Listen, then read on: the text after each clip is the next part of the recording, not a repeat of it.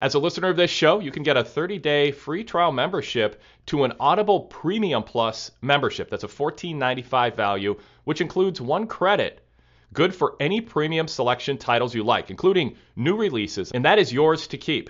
But during that 30-day trial, you can also check out the new Audible Plus catalog, which features podcasts, audiobooks, guided wellness, and Audible originals. Listen all you want, no credits needed. You'll also get a friendly email reminder before your trial ends. Right now, I'm listening to John Arezzi talk about his life in pro wrestling with the New York Mets and in the music business. If you've been listening to this show over the years, you know John is a friend of the show and has lived a fascinating life, hosting a wrestling radio show similar to this podcast in the late 80s and early 90s. And he's done wrestling convention promotions and also promoted shows. He's got stories to tell, and boy, does he tell them in his book. And you can get that with your 1 credit for free right now. Go to audible.com/Wade or text Wade to 500-500. Pick any book you want. Pro wrestling, sports, politics, nonfiction, fiction. Learn about World War I. That's a book I'm currently listening to with my Audible membership. It's called The First World War. I know quite a bit about World War II. Far from an expert, but I didn't know a lot about World War I. And I was just talking to some family members recently about how different World War I and II were because of technology. It was a fascinating discussion, and I was able to participate because I've been listening to The First World War by John Keegan. So you're able to be more part of the conversation when topics come up like that with family and friends when you are listening to an audiobook. So go check out membership. It's free. Just try it for 30 days. See what you think. Audible.com/Wade or text Wade to 500-500.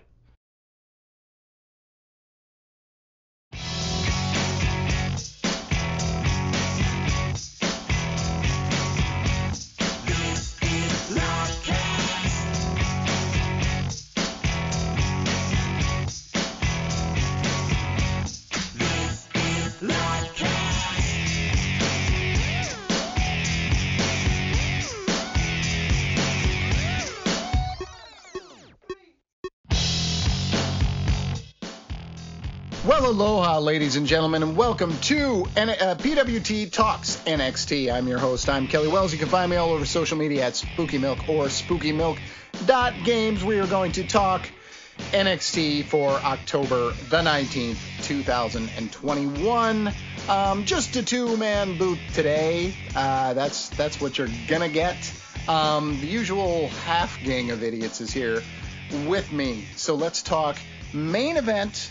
By the way, if you want to email us, you can do that at pwtorchnxt@gmail.com, or you can call us 515-605-9345 and hit #1 or whatever it is they tell you to hit to ask us questions. Go ahead and do that. I'm Kelly Wells. I'm your host.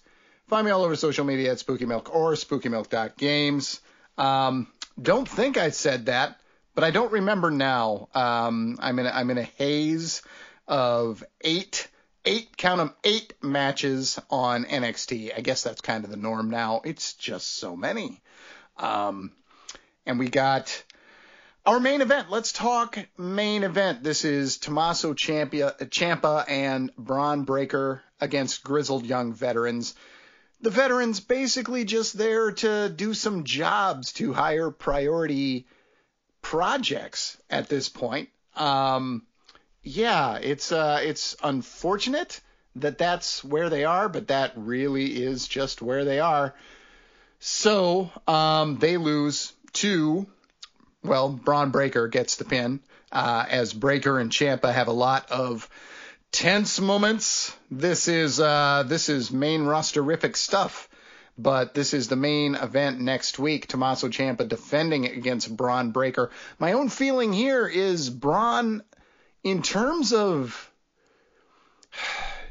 It's so hard to say whether he's ready because we don't know what ready is going to look like in this version of NXT, because he's perfectly good in his power offense is great. I really like watching Braun work on offense. Selling, we'll see. He hasn't had to do a lot of it. But in terms of on the mic, this son of Rick Steiner is not a natural. That you would have known coming in. And if they want him to go high up the card, he's got some work to do. So this was the main event. I got it written down on my recap how long this went, but I didn't write it in my paper. So I'm going to go ahead and figure out how long that match was for you while I throw to one half the gang of idiots, Tom Staup. 44 minutes and 27 seconds at Tom Staup on social media. Boy, another NXT main event that was probably the least interesting thing on the show. They do this to me so often. Yeah, you're right. It's basically the same thing, more or less, that Big E and Drew McIntyre have been doing for their Crown Jewel title program, which feels more obligatory, like pre-draft split. Let's just get these guys in a match before they're on different brands than this does. This program has many more implications for Breakker in particular and for NXT 2.0. But I agree with you on Breakker's offense. That's pretty much my only takeaway from this main event is that he looks probably his best yet. We haven't seen a lot of this guy, but he's looked good, but he's looked like he needed help out there. And this time, either they were concealing the help a lot better. And I usually feel like I'm pretty okay at picking up that kind of thing. But he looked much better out there, much smoother and more confident when he was on offense. So that match was 10:57, 44-27, I believe, would have killed me, Tom, with a 32-minute overrun or whatever that would have been. No overrun. That is the best part of the changes to NXT. Not having to type well into 9:08, 9:15, whatever it would be on that given week. But this show ends at a snug 2 hours every time. So there you go. Yeah, this was 10:57 of a total of about 41 minutes estimated. We did get yet another week where one of the matches was started off screen, which I absolutely despise as somebody who does pay attention to these times. I care about it. I wish I didn't, folks, but I do. Yeah, Let's go. Should we go to one of the emails? Nah, they're all kind of small picture things about things we have not covered yet on the show. Talk about the new NXT 2.0 Facebook group that has 500 members already. Is that official? Is that an official group? Oh, I got my invite and it's private, so I had to be accepted. Yeah, it's the new way that they are reaching out. They say on the Facebook page that they are still going to be sending the usual Wednesday email to people like myself who get invited to the PC. That sounded like I was talking myself up way more than I intended it to when I launched into it. But I am on the email list. I have not RSVP'd to any of these shows. But they, after the show tonight, they put out on the Facebook page, early registration. Click this link to let us know if you're going to be at Halloween Havoc to participate. And they didn't add this part, but, to participate in their front row costume contest. Wow. The only list I'm on is the PlayStation list. They basically know I will spend all of my money on them. So they go to me first. They're like, you're preferred. I'm like, well, I would think so. I buy everything that you do. Yes. You gotta tell the Pokemon company to start doing that for me. I'm on their newsletter, but I keep missing these mythicals. I'll let them know. I'll let them know, Tom. I am. Go ahead. I do work at a collectible shop that is one of the 10 biggest Pokemon dealers in America. So I've got, weirdly, I might have an in somehow, even though we don't talk to them. That's not who we talk to. Just let me know the next time I have a window to download all of the Pikachus with special hats.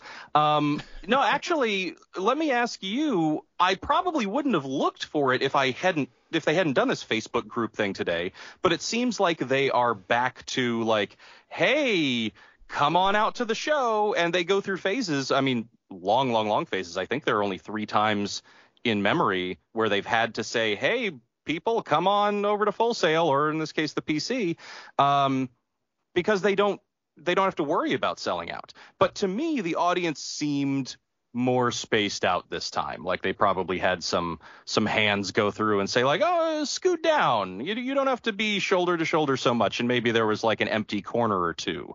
So I'm wondering if they are struggling with that. Did you notice that? Finally, social distancing accidentally. Right. Yeah. Exactly.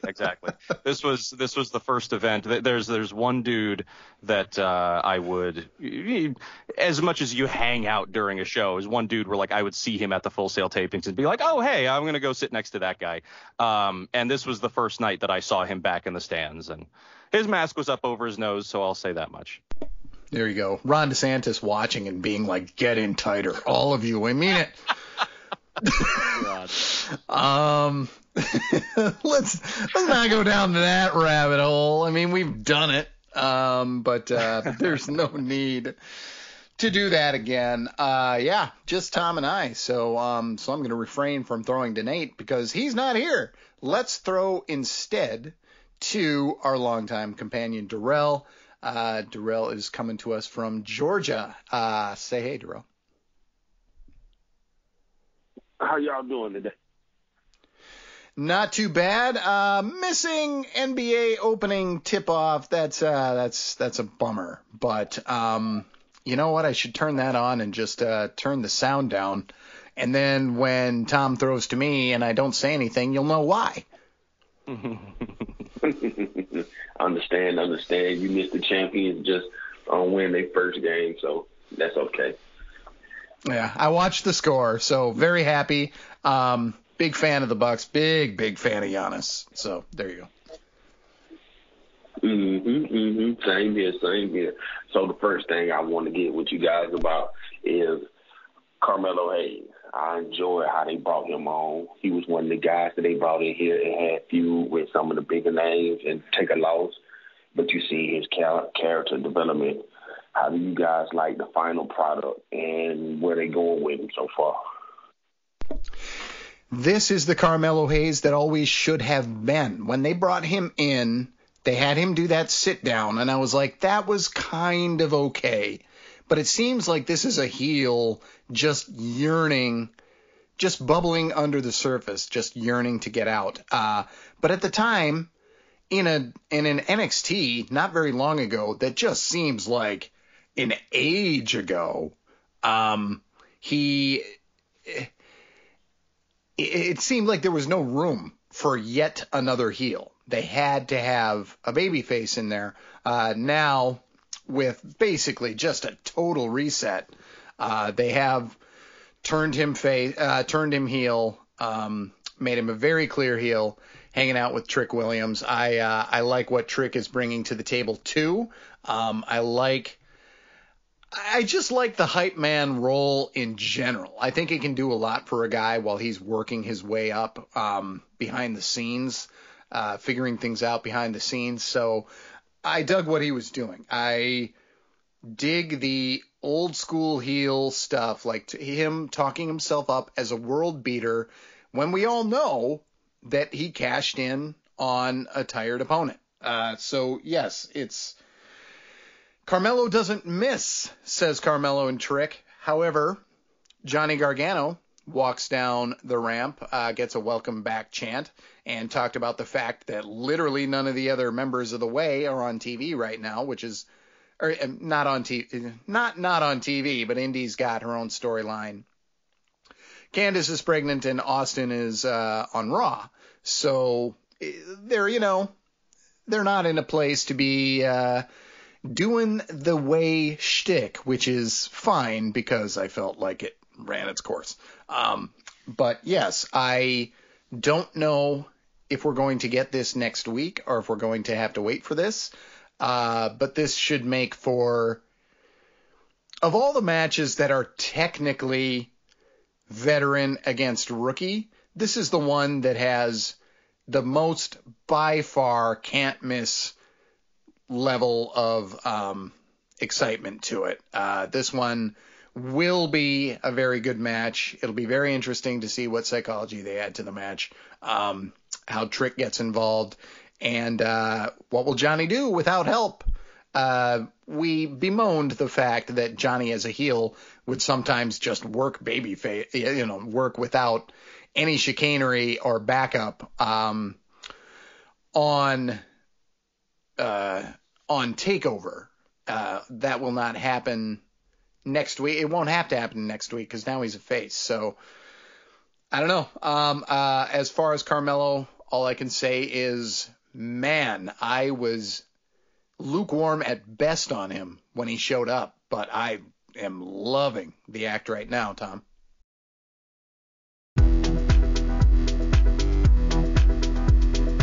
Daily Cast listeners, thank you, first of all, for streaming the shows. Be sure you're subscribing. Just search PW Torch in Apple Podcasts or wherever you listen to pro wrestling podcasts. But while you're at it, if you're not yet, please subscribe to the Wade Keller Pro Wrestling Podcast and Wade Keller Pro Wrestling Post Shows. Search Wade Keller and see two logos pop up, a blue one and a red one. The red logo, the post shows, cover Raw and SmackDown each week with a fast turnaround time of a couple hours after the show's end. And also every Saturday we present a flashback to our analysis from 5 years ago that week, covering Raw. Jason Paulwell from ProWrestling.net joins me, and we analyze what happened on Raw 5 years ago. So check out that time capsule every weekend. The Blue Logo Show features the Thursday flagship, plus our first run interviews, our classic interviews, and our mailbag segments. So again, search Wade Keller and click subscribe to both the red logo and the blue logo.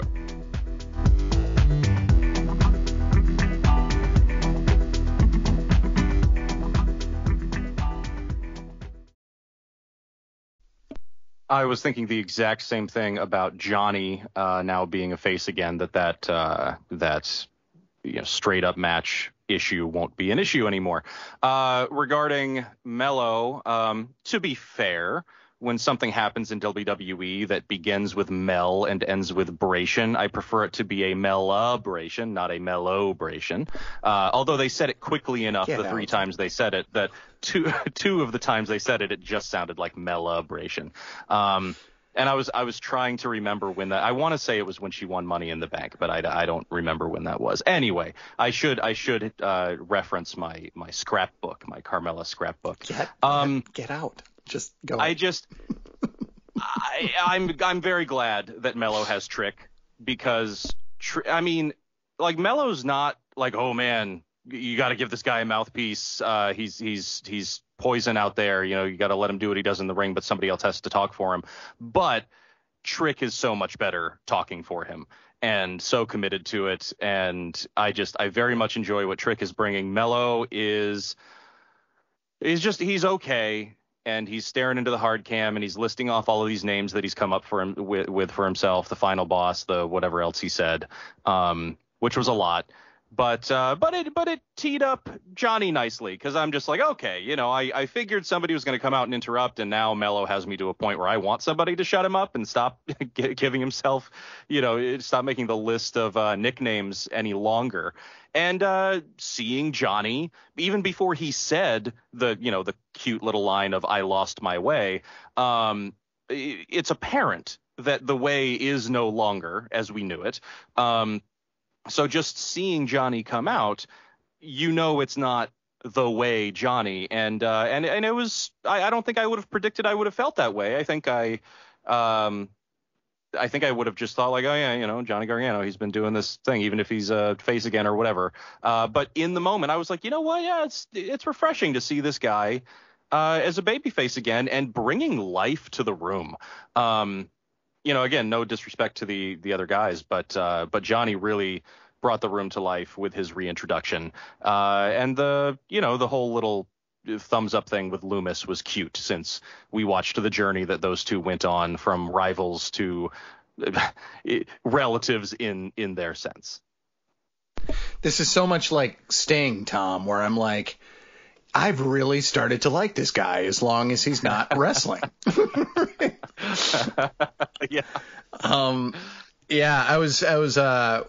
I work at a collectible shop. We got in a signed glove that Sting wore in TNA today. I bought that from a customer, and I'll be selling that. And another employee, he's like 24, so he knows about the Attitude Era, but he didn't really see it. And he asked me, like, the story. He was like, hey, can you explain, like, the difference between black and white Sting and red and white Sting? Or red and black Sting? And I'm like, for such an innocuous question, that's kind of a long story. How was that going to relate to what you just said? It sure was. Dexter Lumis? Yes. And I talked about how I wasn't really a Sting fan, but they got him to a place where suddenly he was more popular than ever, and all he had to do was stop wrestling and talking, which are the two things that a wrestler typically does. Oh my goodness! So are you just going to scratch out the in TNA part of the gloves listing? It is kind of, just it happens to be on the other side of the glove that we're not showing, Tom. It's on the bottom. He signed the side that does not say TNA, which I can't say I'm upset about, because now even TNA isn't called TNA. So there you go. Let's do this one email and then throw back to Darrell, because we just got an email that weirdly is timely. Greetings from Al in New York City. No last name, please. I'm glad I read that, because I was going to say his name at the end. Kelly, Tom, and Nate, you folks do a great job every week. 2 questions. Number 1, wouldn't Mandy Rose have been better in the role of Staten Island Princess, and Carmella better in the role of Blonde Bombshell, which she is not now doing? And number 2, wouldn't Braun Breaker have made a better centerpiece of Diamond Mine instead of Roderick Strong? Thanks! And his name is Al in NYC. Okay, Braun Breaker, better centerpiece of Diamond Mine? I had not thought of that at all, but I'll co-sign the hell out of it. I think that makes sense for the style they're going for. Diamond Mine is already a really weird story, because Adrian Jaoud was going to be in it, didn't even get to hit the main roster. There's another one who didn't, or hit TV. There's another one who didn't, and then of course Tyler Rust.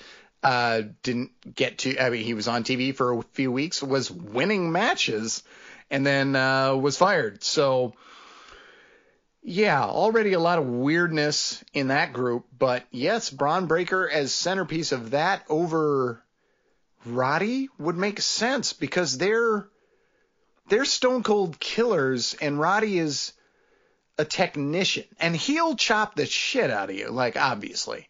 But he's a technician, so I'll co-sign that. As far as Mandy Rose and Carmella trading places, I mean, Carmella kind of was made to be the Staten Island Princess. Like her being the irritating, talkative Staten Island Princess, I think is a perfect role for her.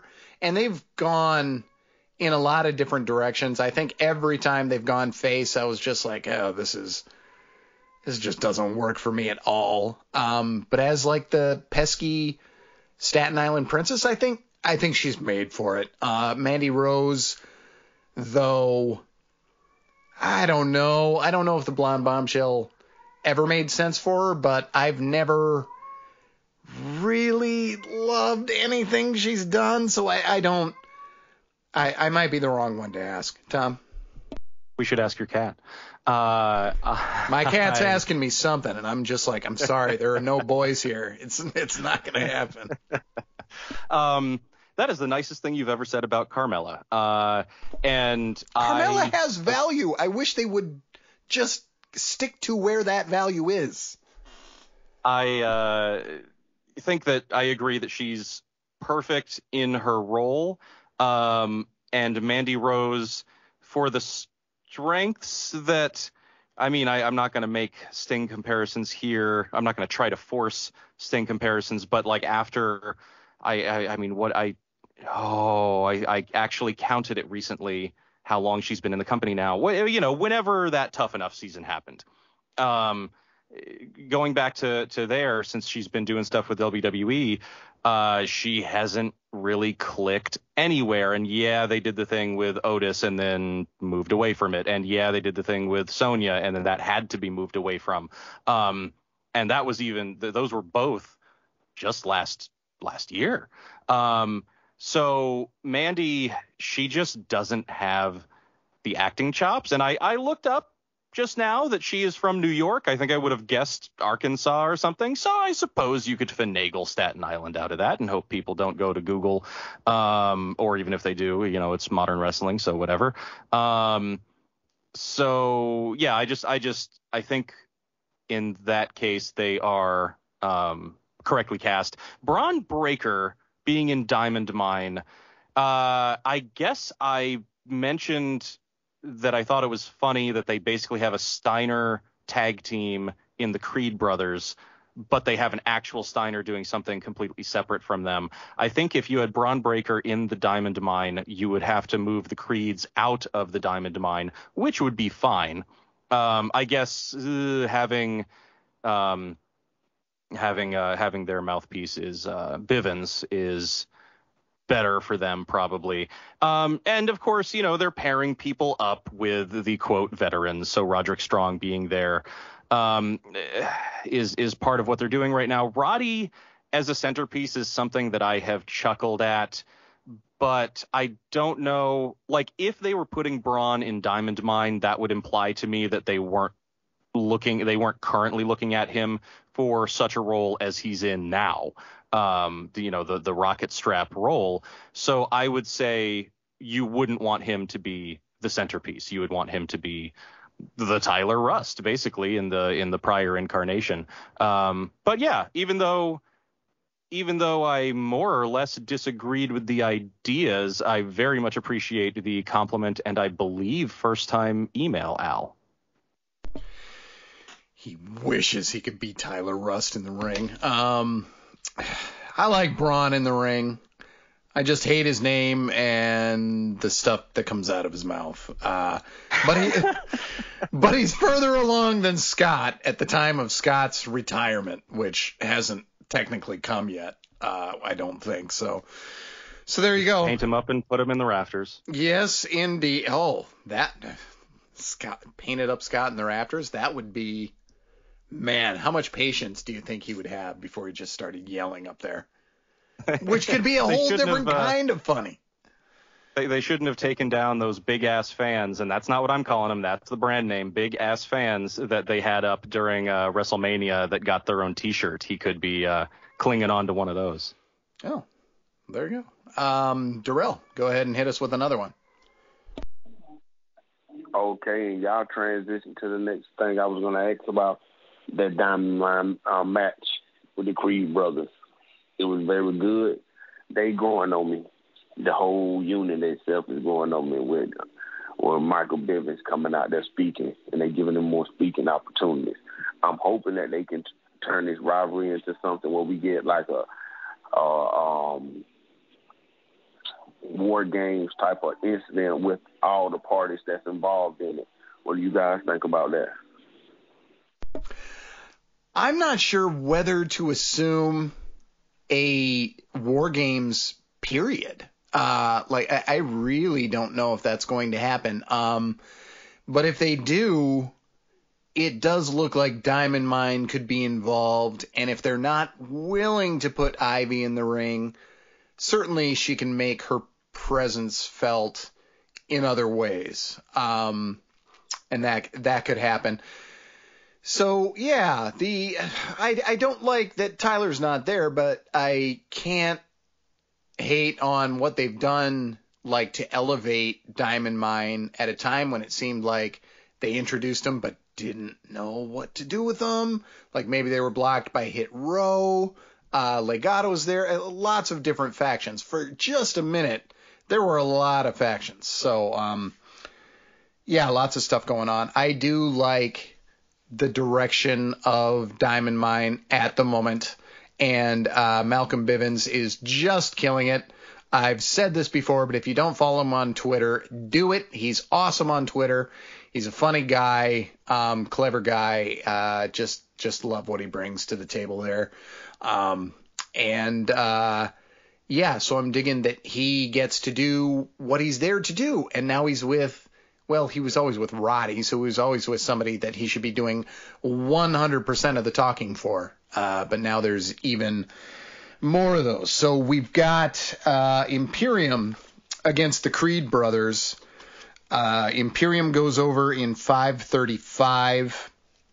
The Creeds suffer their first loss as a unit on TV. And then MSK comes out and attacks Imperium afterwards for something they did. And MSK gets booed pretty hard here, which is sometimes true for that like row and a half of vocal males that just is so tiresome. But I dare say they put MSK behind the 8 ball here again because they had them attack a team that had just wrestled a match, which already is a heelish thing to do. And the team they attacked was the one that worked babyface in that match. I don't know if these are the things that McMahon and Laurinaitis just want us to ignore because like face and heel stuff just doesn't matter until these guys get to the main roster. If they're just trying out stuff, I don't know. Trying out different roles, maybe that's what this really was about. At any rate, this was a good match. The Creeds had to do a little bit of selling, which we haven't seen them do for the most part because they've been dominating matches. So yes, they had to do a little bit of selling, and they're better on offense, but I thought they were perfectly fine on defense. These guys are going to be favorites of mine for a long time, assuming they are kept together and assuming they're not totally ruined in whatever way that WWE finds to ruin them. So, wrestling fans, if you're looking for a unique and entertaining way to get your wrestling podcast fix, check out Ring Rust Radio. Ring Rust Radio uses its trademark brand of banter to cover all professional wrestling you love, including WWE, NXT, New Japan, Lucha Underground, ROH, Impact Wrestling, and more.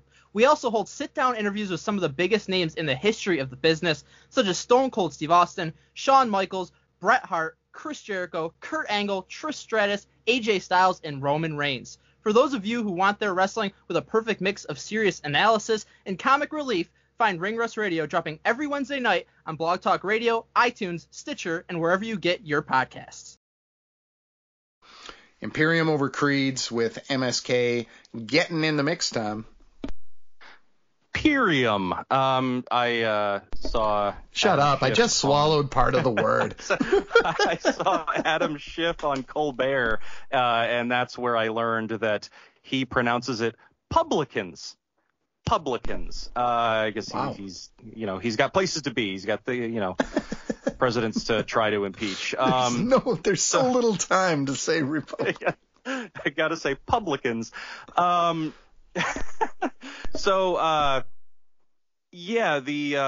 boy, what was Darrell's original? I guess just liking the Diamond Mine act. Yeah. I heard you hit your mic. Yeah, I did. I lost you for a few seconds, so I didn't know when the question ended. But yes, it was the thoughts of he's really digging the direction of Diamond Mine right now, and that's where that's basically it. Yeah, perfect. Well, I mean, yes, me too. It's almost like a microcosm of 2.0 with just, like I keep saying, seeing the starting points for these wrestlers like Ivy Nile, promising debut last week. This week, she's just walking to the ring and looking so stoic that it seems like she's using it as a crutch because she doesn't feel comfortable in her own skin out in front of the camera. But if my interpretation of that is correct, it'll be cool to hopefully see her flower from that. It's easy for me in particular to make a Shayna Baszler comparison. And right from her first match against Zeta in the Mae Young Classic, Shayna's just like, oh, bigger platform now? Okay, whatever. I'm still just who I am. And she's totally confident. Seems like Ivy has to get there. And that's the kind of journey I like to try to see behind the eyes. The Creeds versus Imperium. Imperium has became bottom rung by default when everyone beneath them was released, and then when a couple of new tag teams, if you can't count Trick and Mello, but definitely Briggs and Jensen, started to become even more focal and got title shots 2 or 3 weeks ago against MSK. So it's been weird to me that Imperium are the ones that are breathing down MSK's necks because they feel like bottom rung right now and have for a while. So seeing the Creed, seeing like a wonky finish, and then the Creeds have to get, whichever one it was that got rolled up by Imperium in the first of two, were the shoulders really down for that finish of the night? I think we got two in a row right there. This was the first.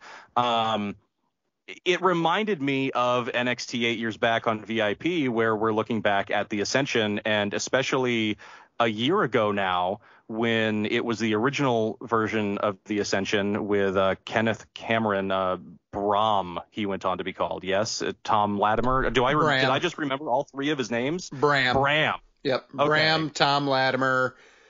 Tom Latimer, weirdly, is the one I would have forgotten. And I was watching that on NWA before NWA went dark. I keep meaning to pick that up again, but how many hours are there in a day, Tom? We can't even say the first syllables of words. There's so little time. Frickin' guy over here. This you're just cruising for a bruising, Tom. That's what's happening. I when I was a child and my parents would say that to me, I always thought it was a reference to Tom Cruise. I just associated the two. Okay, so Ascension. It reminded me of the original incarnation of the Ascension, when it's like we're it's the retrospective and we're like, oh yeah, dominant tag team. These guys never lost. They lost in match number 3 or something. And the Creeds as a tag team, this might be match number 3 for them, and they're going out there, and I'm like, okay, it's been weird that Imperium has been positioning themselves as the challengers, so they're going to get beat, and Malcolm Bivens is going to talk the Creeds into that spot. Cool. Doesn't seem like a very WWE thing to do, since they've already put, or doesn't seem like a very wrestling thing to do. Doesn't seem very advisable to put it out there, put the energy out there, the promotion out there that Imperium versus MSK is going to happen, and then switch it.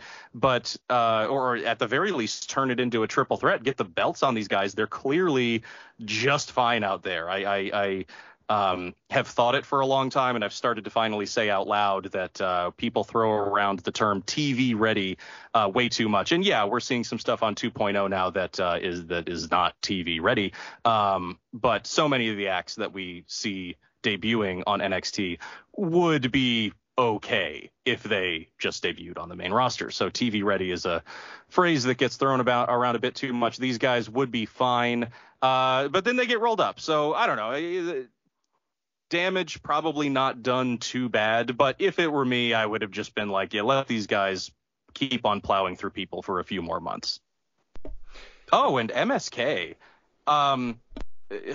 beating a very long dead horse here, but not only can I never remember their music, and like I always say, I knew who these guys were on Impact, and I knew who these guys were when I saw them pop up on indies that I paid attention to.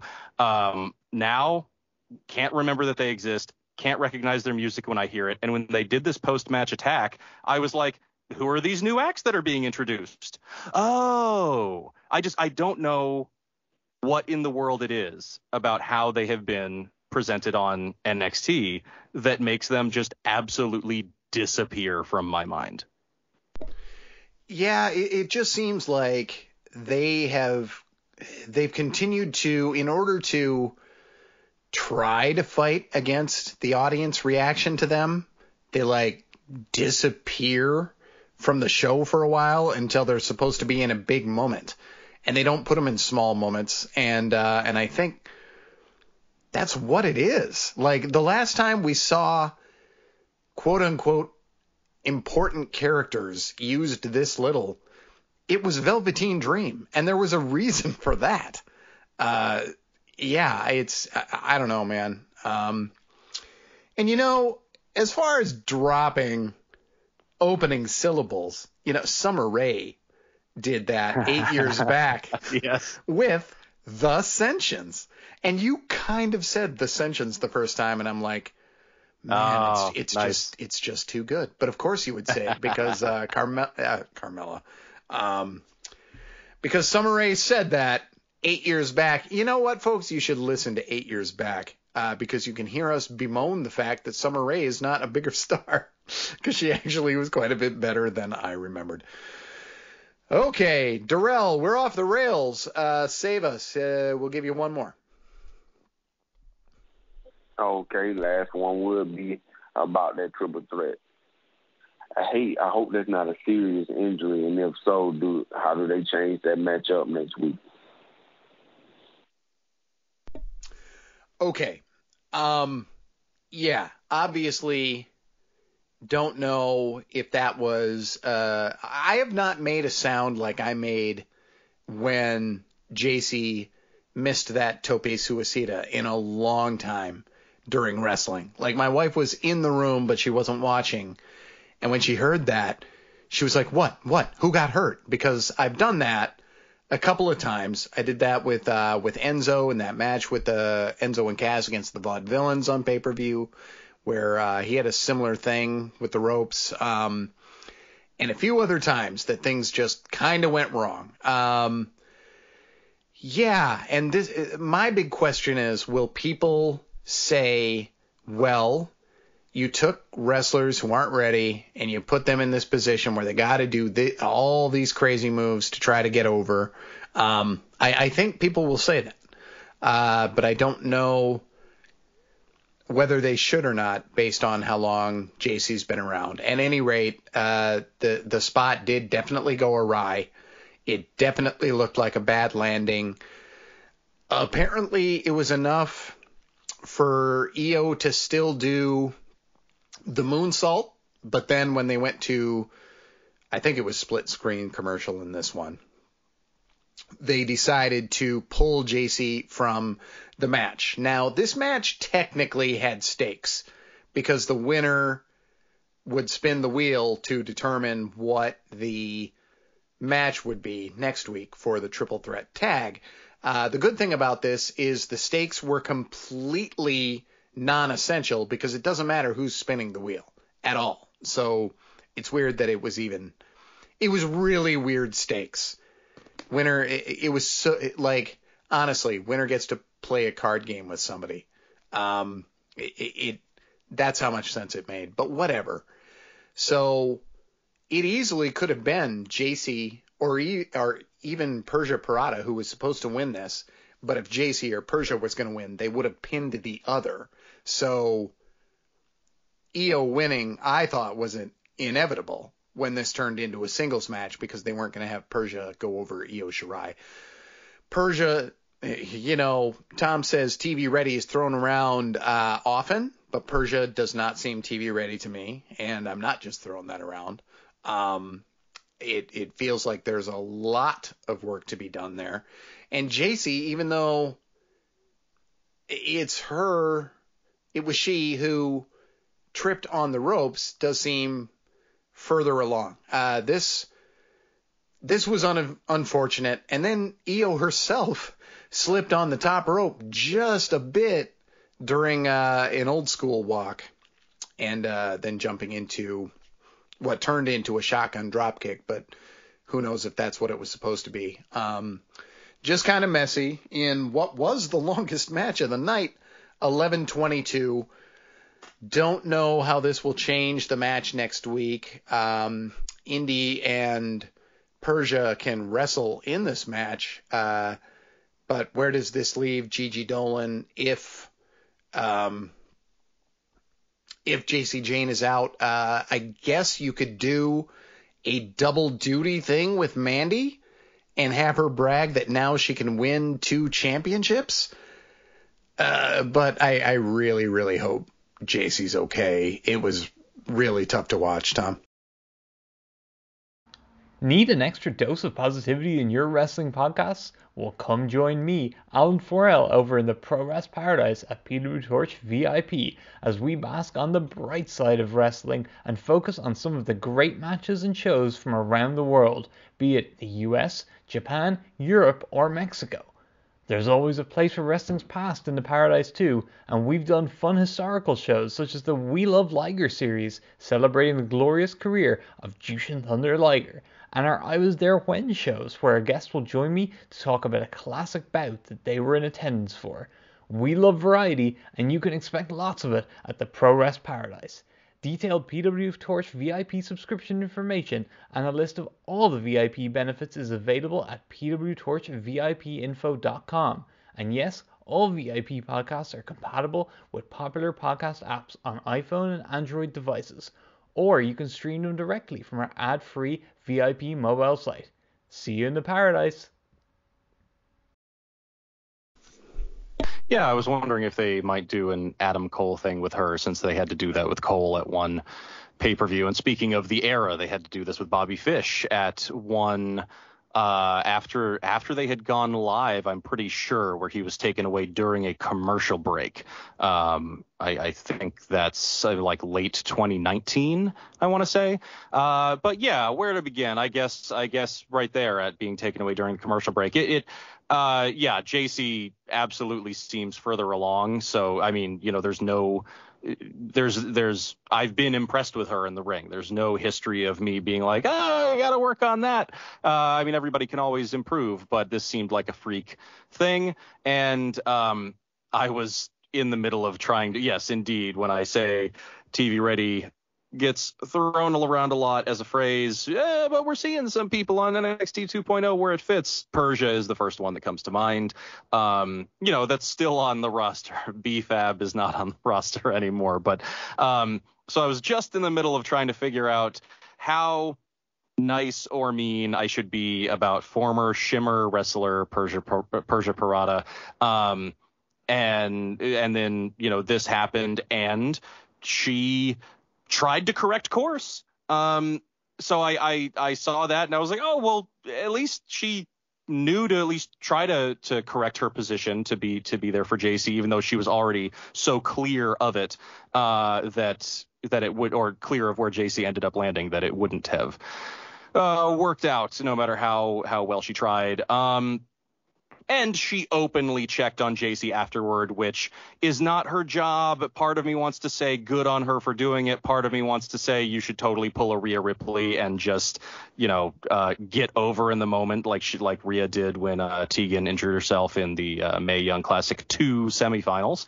Then they go to picture-in-picture, and oh boy, EO was just like slowly walking Persia through practice spots. Like we've said it more often on 8 years back recently, that some matches look like they're just practice matches. This looked not even like practice matches. It looked like practice spots. And then, I still kind of want to give. A few nights ago, I rewatched the Tainara Conti Santana Garrett match. Speaking of practice matches, I just had to tell you, I did that to myself, and I was like, we have to be exaggerating it, but it's the worst thing ever, and you should watch it again because it's unintentional comedy. Go ahead. Boy, yeah, and if memory serves, that was, again, after they were live, but they taped that one ahead of time because it was going to air on the Christmas show, and it still aired as it happened live. Boy, yeah, so I watched that one twice. Woohoo! And I think I heard that they had something of a rematch recently. I guess that would have been on, in the Impact Zone. No longer called that, but over there in Universal Studios. Anyway, part of me wants to say benefit of the doubt, or not benefit of the doubt, but be forgiving. Part of me wants to be forgiving because EO is clearly out there leading this thing, or she's clearly out there as the veteran in this thing. And Persia, obviously the greenest of the bunch, is suddenly now having to be in the entire match without the option of not being around for some spots and whatnot. So Persia, you're talking about trying to read behind people's eyes. Persia looked like she was scared as hell having to change course during commercial and just doing her best to not show it on her face. I still feel like I saw it, but that's just what I read into it. And it's still... Oh, and you could see Tom Castor talking to EO and EO nodding to him. So that was probably when he said, we're going to do a different finish or JC's not coming back or whatever that was there. But I will say that I guess in a meta sense, this is the kind of thing where if Persia does make something of herself, I'll remember this and be like, you know what? She was thrown into that, it was just like, she was thrown into the deep end of being on TV, and then the deep end ended up being 50 feet deep because JC got taken out and the whole thing changed on live television. And she came out the other end. It didn't look fantastic, but she came out the other end. And I think that's the kind of thing that will endear someone to me. And I felt that a little bit tonight. I found myself going from before the commercial to after the commercial, realizing that I was rooting for Persia to at least survive the segment.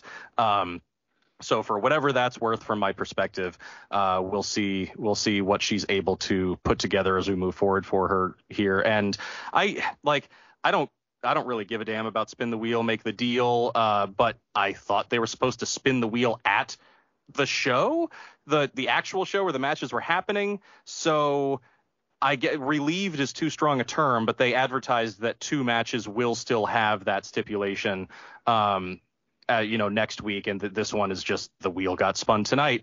And I wasn't of course it ran through my mind that it doesn't matter who spins the wheel, but the solution is just to have one of these little segments that you're doing beforehand, I think they did an interview with Ciampa and Breaker, and they did one last week. We don't need another one. Use that time to show JC and Gigi talking about I saw this stip and this stip and this stip. And on Price is Right, when they want to get the 100, just try to aim for that one. So just have it be the heels, the baby faces are just going to spin it because EO doesn't care.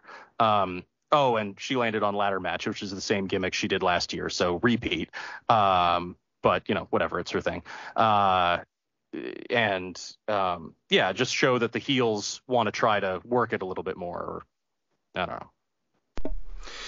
Yeah, we'll fizzle out of that one. So we're going to go to 508 next. But before that, Tom and I will do a couple of emails. So 508, be ready. Let's go to this one from David Podnar. First thoughts for JC Jane's face and neck. I hope she isn't injured. That was just scary. I'm getting less hopeful for the women's division. I know they did a hard move to developmental, but you need a mix of vets and new to have a watchable product.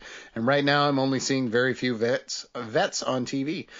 During the 3-way match, just notice how over EO is. I'm nervous about what will happen if the crowd doesn't get behind the correct person. Happy anniversary to Johnny and the Wheel Rivalry, Dave Podnar. Yeah, imagine this crowd getting behind the wrong person.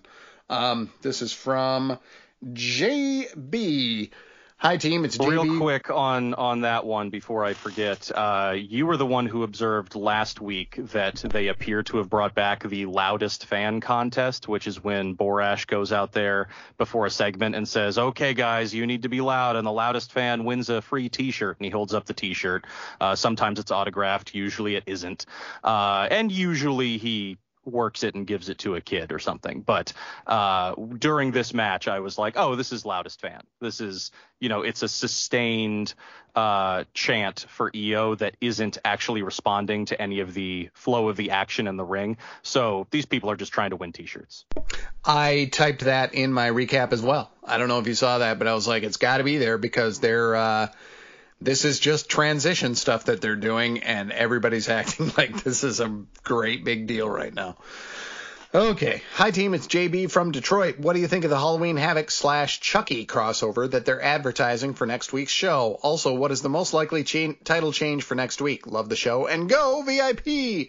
A Chucky crossover in wrestling? Who'd a thunk it? That happened in WCW. That's how long you can go back and find Chucky crossovers.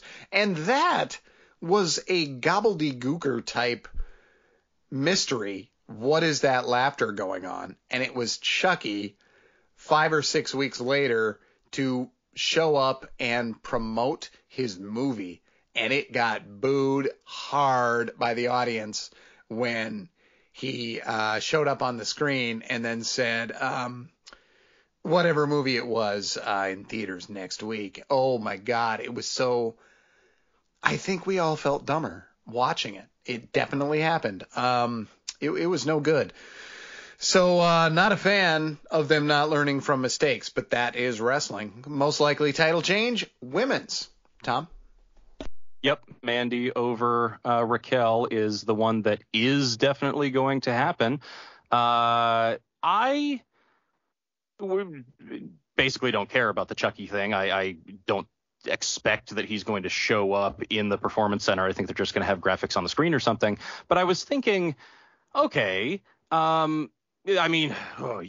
has been I couldn't believe that the Chucky show hadn't ended yet. It just started last week. And when it started after NXT, I was like, are they showing I love Rob Zombie, but I only saw his Halloween remake in theaters the one time. Is this the beginning of that? Because the opening shot of the show is a ripoff of Halloween, but it wasn't the original. So I'm like, what's going on? And it's the Chucky show. If the original Child's Play does a take on Halloween with that first person perspective, I have simply forgotten it. Maybe that is the case. But anyway, I was thinking, okay, USA's put a ton of promotion into Chucky. People seem to be interested in it. Lots of Brad Dourif fans out there. Hey, he's awesome. So cool. But, I'm looking at the ratings. I guess I'm jumping ahead. I was trying to think of which show is giving which show the rub, cross promotion, yay, and everything. But what are they really getting out of this? And I looked at the ratings, and Chucky, I guess for today's TV, I'm not much of a ratings guy, but I guess this is decent for today's TV on cable. It did 3.5 million on USA, and then it's also airing on Sci-Fi apparently, where it did 4.5 million. So I guess now that I say all that out loud, the idea would be that there isn't it's to get that crossover. The people who are watching Chucky that aren't watching. Okay, well, I guess I had to talk myself through it, and so I can finally state the obvious that even though they did similar ratings to NXT, it's not the same people watching. So there you go. So that's how I feel about it now that I have re-educated myself on marketing. Were you, Tom, were you watching Nitro when they did the thing where there was the main event of Nitro was Hogan and Giant, and it was going to go long, so they said it would play during the commercials throughout the first ever episode of the Robin Hood show that they did. Back when it was the cool thing to do anachronistic stuff that was Renaissance era, but it was hip and cool, like A Knight's Tale, which you know sucked or whatever. But Briscoe County Jr. Yeah. I know you're a huge Bruce Campbell fan. Yeah. It's you know what? Everyone loves Bruce Campbell, so that sounds bad it's personal, folks. It's literally personal, and I mean personal.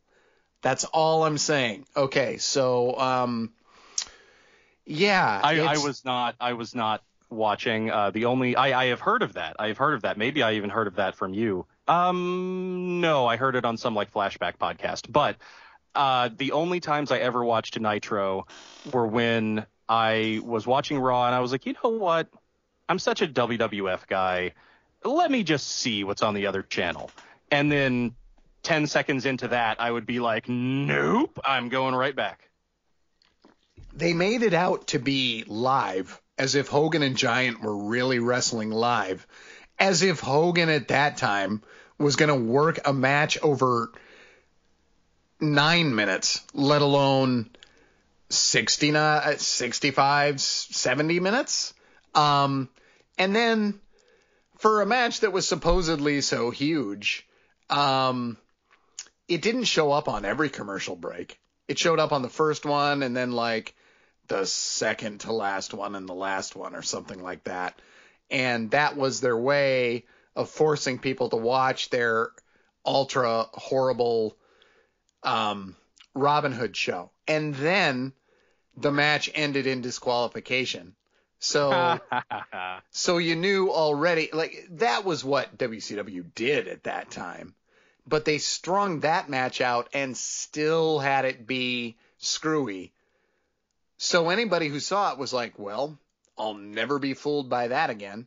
I've always wondered what the drop-off was from episode 1 to 2 on that Robin Hood show, because I made the decision hard. It was a hard no on episode 2 after I watched episode 1 of that.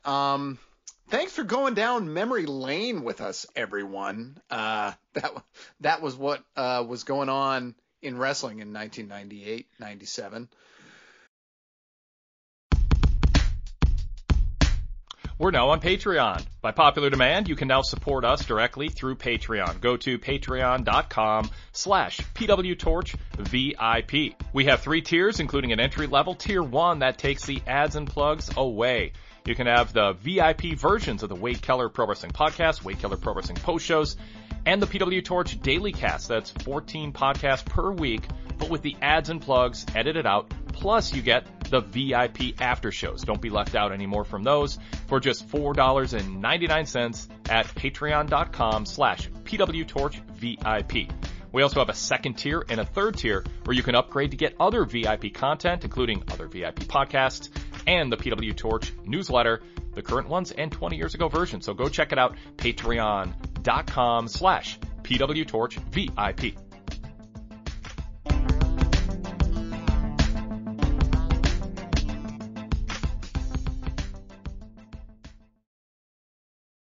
.508 if you're on, go ahead and say hey, tell us who you are and where you are.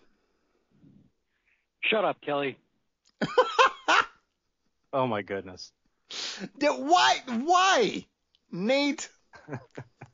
Well, I guess that does simplify everything. But on the other hand, Nate, you jerk, I was going to give Darrell one more, but I didn't because a 508 call came in. And it was you. I apologize.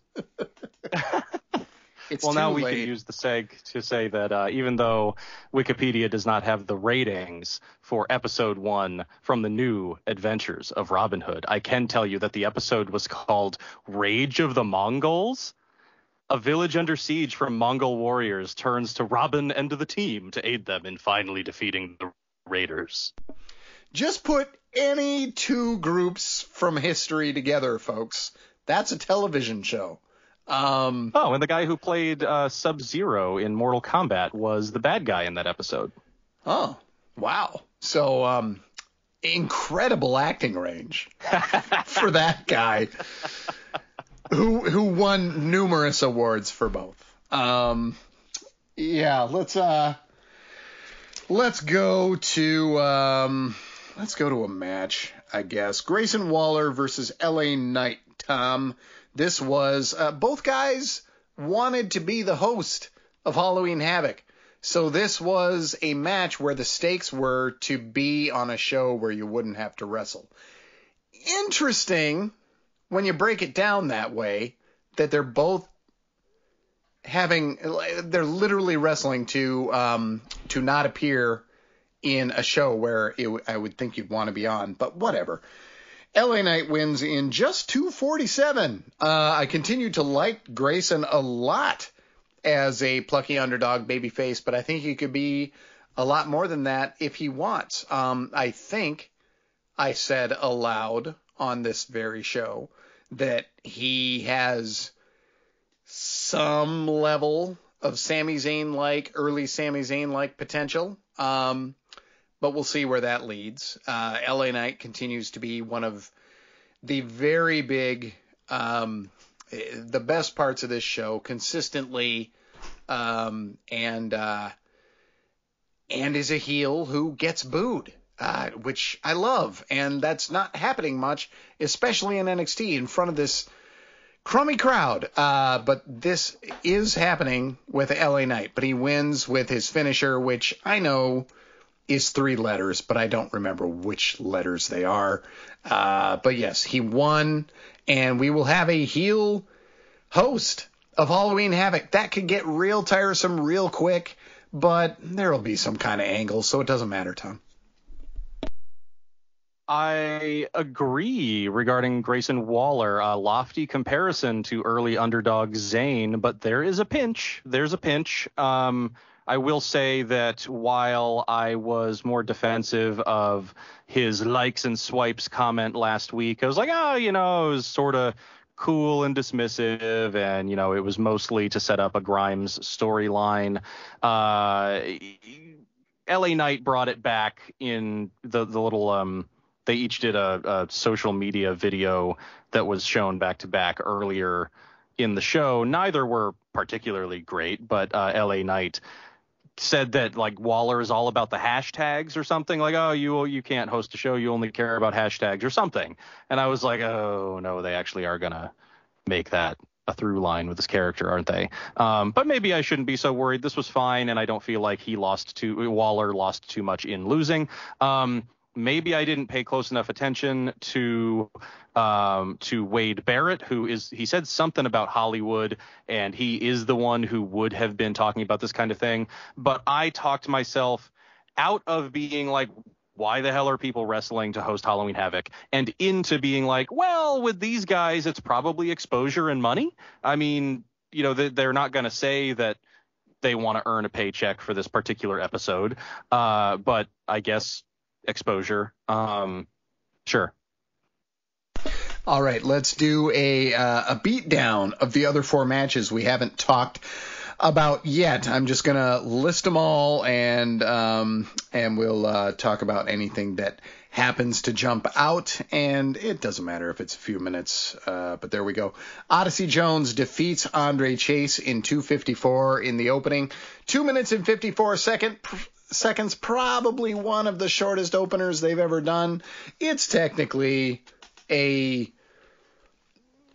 grudge match, but yes, another squash for Odyssey Jones. Andre Chase wrestling in the full school gear with the sweater. I just feel like that's an accident waiting to happen. As a visual, it's hilarious. I love it, but I wonder if it's difficult for the grip of the other wrestler. Cora Jade defeats Elektra Lopez in 151. Elektra Lopez, another one who I don't know if she's iffy or whatever, but she had a real bad match with B-Fab, and this was an imperfect match with Cora tonight. On some spots, just kind of slow and labored, and it didn't feel like it was Cora to me, but I'm really digging Cora, so maybe that's why I think that. Tony D'Angelo goes over Ru Fang in 144. Tony D'Angelo is weird in that I think that his gimmick absolutely sucks, but he's doing so well at it. Like, he's just absolutely killing this gimmick that is giving him nothing. Ru Fang, by the way, I thought was impressive as well. Good job done by him. But I feel like the ceiling could be higher for this guy who's pretty big. Briggs and Jensen versus Legado del Fantasma. This was about 5 minutes, but we didn't see the opening bell. Legado goes over Briggs and Jensen. This was another one where the audience just refuses to play along and boos the hot tag by the baby faces because they have to lodge their pleasure of Legado at every moment. So there on the other 4 quickish matches, Tom. All right, let's go backwards then. Legado del Fantasma beating up Briggs and Jensen backstage, and then finding out that that's the team that Phoenix and Mendoza were about to go out and wrestle, I was like, okay, angry, post losing to Swerve, who's not around to exact revenge on anymore. Angry mean streak Phantasma seems better than what likely would have been Escobar as North American champion. What I said seemed like it might be a been there, done that situation. But then this wasn't really much of a mission statement. It was just kind of a match with the pre-match beatdown advantage. But I don't know. Slightly different flavoring, slightly new flavoring for Legado del Fantasma, so maybe good. D'Angelo, yay, squash match, yay, one of the 2019 Shanghai tryout recruits getting on TV. The post-match interview didn't really do anything for me, but you're absolutely right. D'Angelo is leaning in to everything. And for his second week in front of the crowd, the D'Angelo still seemed to be getting not the exact same enthusiasm from the crowd as the novelty of the first time, but he still seemed to be getting a positive crowd response. So even though this particular bit of extra characterization and storyline furthering-ish bit with the whole Lash Legend thing and kidnapping the producer didn't do too much for me here, seemed like the crowd dug it, so that's good.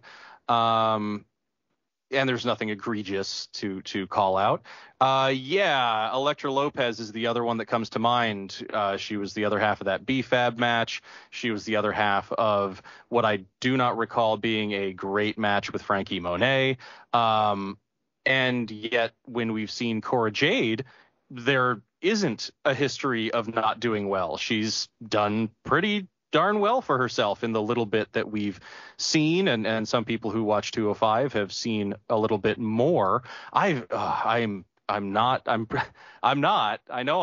but 205 has been utilizing these 2.0 wrestlers more. I think it's only 205 in name anymore, and it's just sort of like more NXT 2.0 basically. And Odyssey Jones wrestled on 205. There you go. Yeah. So, and like I saw that Boa wrestled Jeet Rama, the latter of which I didn't even know was around anymore. Not that I remember him getting released or anything, but I just sort of forgot Jeet Rama existed. Holy Jeet to that. But I was like, oh man, there's a reason to tune into 205, and then, I didn't, but I like seeing Boa kick people. So, I don't know, wondering if 205 is a good thing to throw on in the background nowadays. But anyway, the weak link would seem apparent since Elektra has the history of not wrestling well on TV, and Cora Jade does. And then they did the little backstage bit again with Legado del Fantasma beating people up. Didn't really get a good look at who this was, and maybe let's see, scroll. No, the women's triple threat was after this, so it wouldn't have been. I keep on wanting to call them Brooks and Jensen, but it wouldn't have been. It didn't look like Trey Baxter. Maybe Trey Baxter got a haircut, but I didn't get a good look at his face. But I was trying to think of superheroes whose origin stories, because I'm still on that. I'm like, oh, they did that superhero thing. I'm waiting for him to debut the new gimmick because he wants to help his girlfriend or something.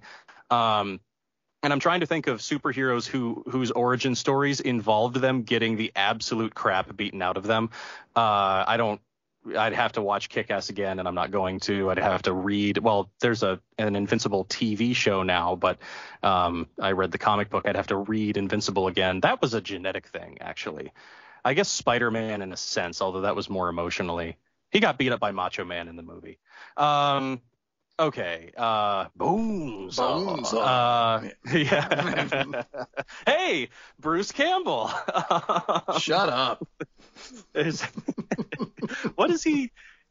The human spider. That sucks. He's the Spider-Man. Right. Okay. Thank you, Sam Raimi. Chase versus Jones. This doesn't necessarily have to be over. I wanted a little bit more out of it. I thought they could have milked this a little bit more and given us more of an amusing.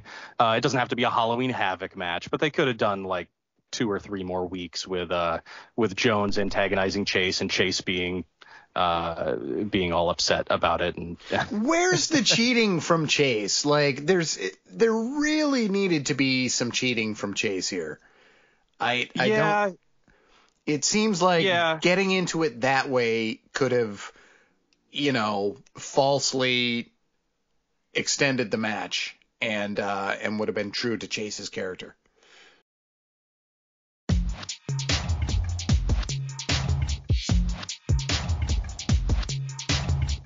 Hey guys, it's Mike McMahon from the All Elite After Show. Every week, Andrew Socek and I break down AEW on our free PW Torch podcast. We've been doing this show since 2016. That's right. We're on our 5th year. When we started the show back then, we were talking just Impact Wrestling, and we still talk about them from time to time as well. And over the years, we've branched out to also discuss MLW, and of course, the main event of our program, which is always the latest going on in AEW. Again, the show is called the All Elite After Show with me, Mike McMahon, and my partner, Andrew Socek. You can check us out as part of the PW Torch Daily Cast lineup. You can subscribe to our show and all of the Daily Cast shows just by searching PW Torch on any podcast app. And of course, you can listen ad-free with a PW Torch VIP membership.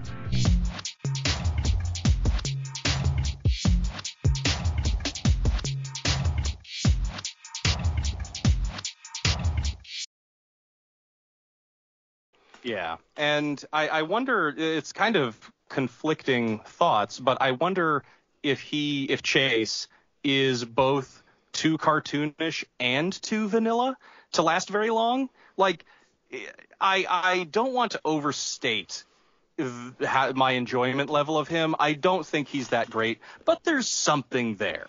I think, he needs to keep working on it, and he's in the right spot for that. This match was fine. The stuff, they introduced his cheering section in the crowd, which is funny. But it seems like he's going for a Damian Sandow kind of thing. And it's just, I don't know, maybe he seems a little too dweeby. Maybe he doesn't seem like a television personality. He just seems like a guy, which is a Trey Baxter issue. It's an MSK issue, apparently. But there's something there. There's something that I do like about him. And I don't know. Like, I kind of hope it pans out, but it's also young enough in his NXT career that I'm also not that invested. And if he disappeared, I might not notice. Speaking of guys named Poffo by birth, Randy Savage's brother, Lanny Poffo, the genius, is an extremely good comparison to Andre Chase, where you gotta find something for him to do, but he's so damn ordinary looking in so many ways. Is a very good comparison. I think that, and even, somewhat in character. But you can have a career doing that. Lanny Poffo is still kind of doing that for appearances. Yeah. He co-announced a few New Japan shows a couple of years ago, and more or less did it ingenious, kind of in gimmick. He doesn't have stuff written for him now, and he's only as much of a genius as he really is in real life. So it was, it exposed him a little, but he was good. Anyway, let's go to the non-wrestling segments. Kyle O'Reilly and Von Wagner, they're mountain men, and they really want you to like them. Joe Gacy and the guy who attacked Tommaso Ciampa, I'm going to need help on his... it's like 6 letters, starts with H. Is that right? Angle Drangle. Angle Drangle. Joe Gacy and Angle Drangle talking across a window. Gacy saying all of the buzzwords that he's supposed to say. It's a safe space, and I'm triggered, and I love you, Angle Drangle. And Angle Drangle puts out his hand, and they touch between the windows of the Angle Drangle County Prison, and that's what happened here. Word for word. Named after the county where there's backstory here. There is. It's a county. It's simple folk Tom, and they don't have a lot of ideas. They see what county is. That's why there's so many people that I know named Faribault, because I grew up in Faribault County. There are none, folks. We're way, way off script. Okay, so Legado del Fantasma beats up Trey Baxter because Elektra Lopez is mad that she didn't beat Cora Jade. That sounds stupid, but that's all. That stuff is true. Duke Hudson played some poker. Solo Sikoa is going to show up next week. How did he get such a cool name at a time when everybody's getting terrible names? Ika Manjiro and Kushida talked in the bathroom, and there was a cameraman there that apparently did not bother Kushida. And Kushida is going to go back in time to the Back to the Future concept. We had a very brief Mandy and Raquel hype segment. We are going to get the rebirth of somebody who's throwing stuff in a grave that looks a whole lot like all the stuff that Scarlett used to use. Tom, on this stuff. You know what? I just remembered that Darrell asked what we would think of Diamond Mine in War Games. And like you said, question mark on War Games, question mark on TakeOver in general moving forward. But wouldn't they have to add somebody since the coach isn't wrestling? And Ika Manjiro doesn't seem like somebody they would put in a War Games match. So that's my response to that. Kyle and Von Wagner, I actually liked this. I don't feel like I'm supposed to have liked this. I feel like this is something, well, obviously the show wants me Let me go to an email. Korash. I'm going to go to an email real quick because you liked it, and I more than tolerated it. I thought it was fine. Yeah. But here's an email. Evening, y'all. First things first, I'd rather be kicked in the nuts with steel-toed boots rather than to ever have to watch the Wagner O'Reilly segment again. As I just typed that, Ika Manjiro and Kushida just had their moment in the restroom. And, yeah, interesting night so far. But on another note, can GYV get called up to the main roster already? I know they had to get Braun Breaker over in the match, but it's time for GYV to move up. Anyway, a solid show tonight, and time for me to watch episode 2 of the new Chucky TV series. Thanks for the awesome content you all provide, and have a great night. That's from Sean O'Hearn. Speaking of great content, why are you watching the Chucky TV series? Let's not. We talked plenty of Chucky, and for all I know, that show is a future award winner. I thought that here's the thing. On this segment, I thought that it was blandly inoffensive and fine. But considering this is a hard left turn for NXT, and until very recently, there were no segments anymore that weren't in the building, like that just wasn't happening. It kind of comes out of nowhere. And so to be so high concept. Also, Tom, do you think this was the same deep woods, quote unquote, that Bray Wyatt did all his segments from 8 years ago? I'll bet it was. It's just that the characters specifically, Von Wagner being so rejected in his first push and Kyle being rejected as a face, it comes off bad, not because of the segment itself, but because the guys in the segment are in a position where it seems like the company's begging them to be taken seriously as baby faces, Tom. Yeah, and thank you, Sean. I am also concerned about the Grizzled Young Veterans. Main event tonight, but they just sort of like were there to help tell the story of Ciampa and Breaker. Yeah, Kyle and Von Wagner, I enjoyed seeing them bond, as only Jeremy Borash can film it. I say only Jeremy Borash, but I continue to see similarities. It's just why I appreciate his filmmaking, because I see similarities between the way that he films things on a shoestring and the way I do it. Like when a year ago, I said I was going to release a movie, and then I got bogged down in sound editing halfway through and didn't finish it. But my most recent thing, if I ever get around to finishing it, I'm still pecking away. Filmed in 2015, but every time I go back and edit it, I'm like, what I'm doing reminds me of what Borash is doing. So I don't know, maybe I'm responding to that more than anything else. But I also filmed part of that movie, like walking into the woods a ways to get away from public.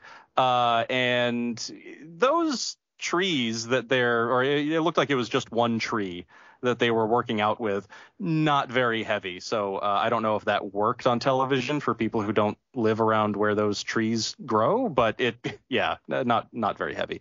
They would have been better off in Cal Bloom's backyard, as was shown to us in his video package like a month ago now. I think this was just sort of like a trail. I love hiking, but I never hike in Florida. When I lived out west, that was my hobby.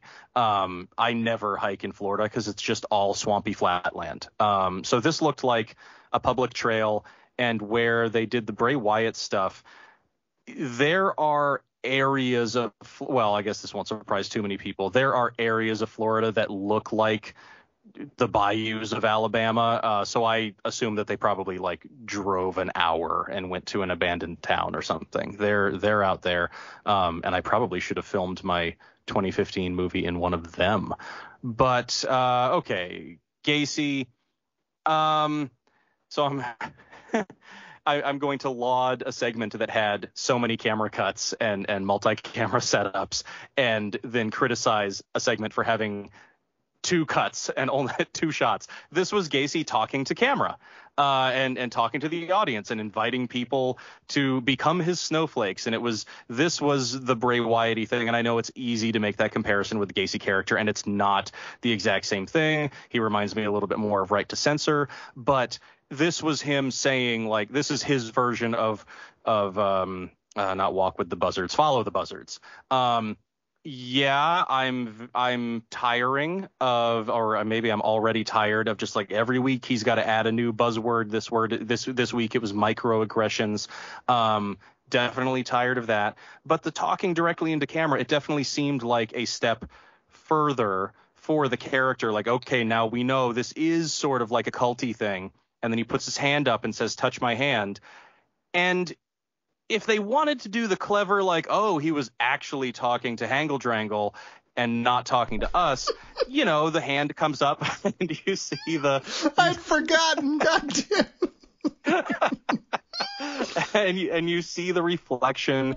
Maybe I would still go along with that, but they had gone, it's all about context with this sort of thing, and they had gone far enough in establishing that this was just him talking to camera, that then cutting to the reverse shot of Hangle Drangle took me back out of it. It's like when Borash is cutting around and doing drone shots, and I don't know if there were any drone shots, and I don't think there were in the Kyle and Von Wagner thing, but it's fine. That's what that segment is on its own. And I get the little twist of ooh, he was actually talking to somebody. But the reverse shot took me out of it. Solo Sokoa, he sure sounds like quiche, is my note on that one. And then my even briefer note on the Kushida bathroom site, I called it Kushida bathroom. My heading in my notes is Kushida bathroom. And my one-word note is dumb. I don't know, maybe I would have given it a pass if they didn't turn the lights blue when Kushida tapped his watch. Duke Hudson, he didn't need anything extra, but so far all this poker room thing is doing is, well, it's getting him merch is one thing that it's doing, although I haven't been tracking. WWE introduced that sub WWE shop site where it, Redbubble or whatever, Pro Wrestling Tees. They just they print on demand. So they just gave like Kona Reeves got a shirt. Everybody in NXT got a shirt because they were like, why the hell not? Let's have the option there. If one person wants to buy it, we're not printing off reams of them and then needing to put them on sale. So I don't know if Duke's Poker Room is one of those, but Duke's got a shirt now. And anyway, he didn't need anything extra, but I'm all right with the Poker Room because not only was it something he was already joking about and didn't need to be blown up to this extent, this vignette extent. And it's also weird to me that he's winning all the time. Like I didn't view Duke as someone who won at the poker table all the time. I viewed him as someone who enjoyed playing. But it's flavoring what he's doing. It's flavoring how commentary sells him. It allows him to be on TV when he's not wrestling like tonight. But it's not actually changing what he actually does in the ring and during his entrances and whatnot, which is already effective on its own. So, okay, I guess. Did you mention the Raquel and Mandy video? Yeah, briefly. Mandy's character is extremely shallow, but that's the compliment in this case. That is her character. They, like we suggested earlier, or like at least I suggested earlier, they've found the Mandy Rose lane. Not that it should have been too difficult to find, but I think it's clicking right now. And so all of the gratuitous shots in this and they had some workout stuff in there and whatnot. I thought this was a good character piece for Mandy. Raquel's stuff was a bit weaker and more obligatory, and it's just sort of like, it's fine. It is the match that I'm looking forward to most next week, even though I feel like I know the finish. It's just kind of too bad that Raquel has plateaued with the belt rather than seeming to further discover herself over the course of her reign. The mystery wrestler. I noticed playing cards. I noticed a chair. My pick last week was pretty, I don't know how strongly it was, but it was pretty like, man, I really think Scarlett is the most interesting pick here, even though both Ember and Dakota also come to mind. But assuming they are using the actual wrestler in these spots and not a stand-in, the build that the person has is absolutely Dakota's build. Like even under the hoodie, it looks like Dakota. So now I'm wavering on my Scarlett pick. I guess I would have to go back and look at the actual objects that she dropped into the grave. And that's the last one I have notes on. I don't know if there are any further ones that you teed up, but that's what I got.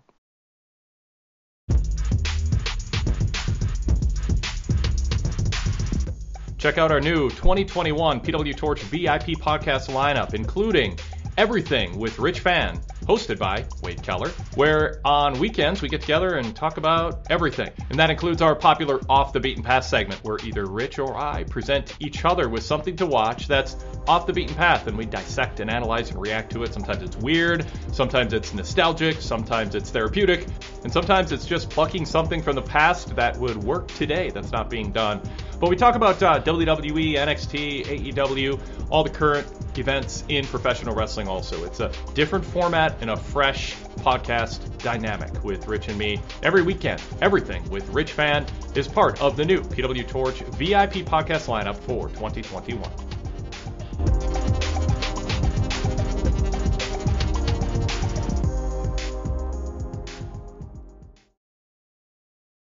I hope you're right, because I want an excuse to talk about her again. Kushida has won multiple Best of the Super Juniors tournaments. A month-long tournament, a round robin, where grueling, a large amount of wrestling minutes in a month. And Vince McMahon's like, come to America, go to the bathroom. Oh my God. Did you? What was the camera already in there, or did it follow? It was in? There. Like, why was Kushida like, dude, go the hell away? This is Attitude Era stuff. But even in the Attitude Era, if it was in the bathroom, they were like, well, let's put this on GTV. Even though we're never going to pay that off, let's put this on GTV. He stopped midstream. Oh, my God. I hate you so much.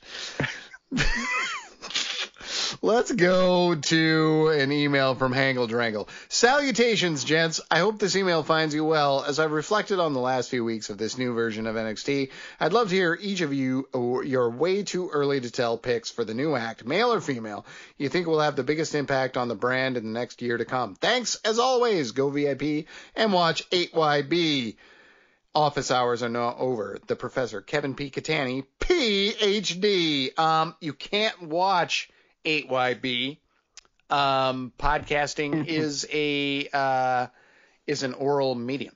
So, no visual to that. But thank you. If you'd watch me, you'd be able to see me throw out my arm. Like when I do this voice, this one right here, I am throwing out my arm, like looking for help. That's what I'm doing. I literally do that every time that I'm doing that voice. It's a real thing. It is not an affectation. That is so if you want a visual medium, there you go. The biggest impact on the brand, hard not to say Ivy Nile of the ones that have recently been introduced. As far as a male, they would certainly have me think Braun Breaker, and I like part of that. Oh man, I mean, would that either one of the Creed brothers could really talk, it would be them for sure. Because I love what they do more than words can say. I wouldn't be surprised from anyone from Andre Chase to Tony D'Angelo. Would not be surprised at all if it's Tony D'Angelo. And he is just a total enigma to me because I can't believe how dumb and how one-dimensional and how lowest common denominator this character is. But he's like, I'm going to be the best of this that you ask of me. And he's doing it. And he's doing his part in the ring. And whether they give him more nuance or not, it's hard to bet against somebody who's throwing themselves so beautifully into the role right away. Like, right away, he's this good. Oh, man. I don't want to give them high fives for this character. But him, the performer, absolutely. Tom? I think it almost is a cop-out to say Braun Breaker, but they've just gone hard enough, fast enough with him that even though I don't think he wins next week, I think that they've really signaled that he is of the men, even though I believe that, and after I thought it, but before I got to go on record with it on a podcast, JC Jane said it out loud, and now this week Mandy said it out loud, or well, not on the show, but she said it on Instagram, and the NXT official Instagram has said it as well, that Mandy Rose, and by extension Toxic Attraction, but Mandy Rose is the new face of NXT 2.0, and I stand by that. But for the men, even if Braun Breaker is not the face of 2.0, he's very emblematic of what 2.0 represents. A very extreme return who was originally when it went to Full Sail, but even more so because there are even newer acts across up and down the card with the complication of being on a network and being at 2 hours. So it feels like a cop-out to say Braun, but I feel like Braun is the right pick at this point. And is it a cop-out to say that Mandy Rose is new, since I want to say that Tough Enough season was in 2015, but for the same reasons that I already mentioned, added to the fact that I think it's actually for the first time in what appears to be safe to pick as a relatively extended period of time, longer than the Otis thing, longer than the Sonya thing. this is something that's actually clicking for her, and I feel like to the extent that she is firing on all cylinders. I have enjoyed every match she has had. Even when she stumbles over her words, I feel like her promos are character furthering and positive for her act. And I feel like she is a reason. Well, I say for me, I feel like she's a reason to watch NXT right now, which is kind of miraculous because we're talking about Mandy Rose here. Again, somebody who I've never had too many bad words to say about. And may I say yet again that even on that season of Tough Enough, she was my favorite person on there. And I thought she should have won. But yeah, this is a person who still, like when I listen to other NXT recaps, it seems like people just don't want to give her a chance because it's Mandy Rose, and she's been proven as someone who can't over the years much more than someone who can. And I feel like she is getting another breath here, though. But it's a much more difficult question if Mandy Rose doesn't count. So, boy, it really is a much more difficult question, and almost to the point where it feels like it could be a grab bag. And I'm just assuming that Kevin is talking about people who have been introduced post 2.0. So Ivy Nile does stand out at least a little bit. We'll see how the progress goes there, but I want to skew a little bit prior to 2.0 and say Zoe Stark. Just because she's been so impressive in everything that she has done. It's almost weird that she has disappeared a little bit into just over the past couple of weeks. I even without them defending the titles too often, I think they've only had one title defense. I have enjoyed the Io and Zoe tag team, but Zoe herself has felt like she's disappeared a little bit, but I feel like she's natural and likable in promos. She's proven herself in the ring again and again against a litany of opponents. So I hope that they run with her once this tag team situation has run its course. I don't know that I would have counted her. Let me put it on record that Cora Jade is my favorite. I want it to be her. But she came to mind Nile, as well, yeah. Yeah, Ivy Nile seems to be the one that they'll attempt to run with, whether that works or not.